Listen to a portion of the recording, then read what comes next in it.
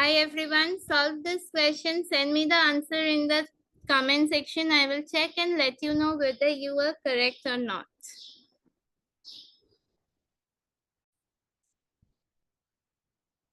Just a minute. Let me share the screen. Yes. This is how you need to do the LCM. First, what you need to do, you need to write the numbers by separating them with a comma.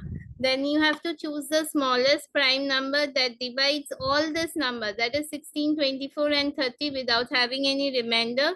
2, if you are writing 2, 16, 24 and 30 must be divisible by 2 without having any remainder. And the last step is what? You need to multiply all this number. 2 into 2 into 2 into 4 into 6 into 15. No, here. 2 into 2 into 2 into 2 into 3 into 15.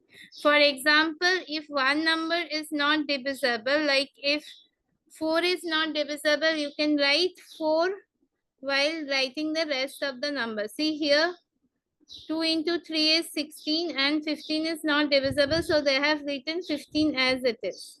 And 2, 3 and 5. Then they can divide the same by 3. Then they will write 3.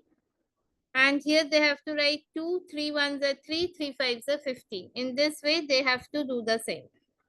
They have done it here in the same way. Or else you can do another thing like they have done here 5, 1, 1, 1. So they have taken this 5 and divided all the numbers by 5 and kept it as 1.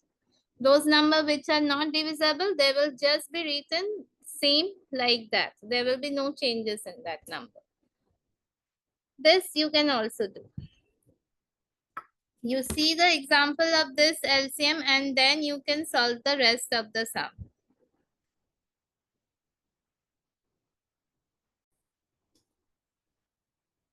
Solve this LCM and send me the answer in the comment section. I will check and let you know whether you are correct or not.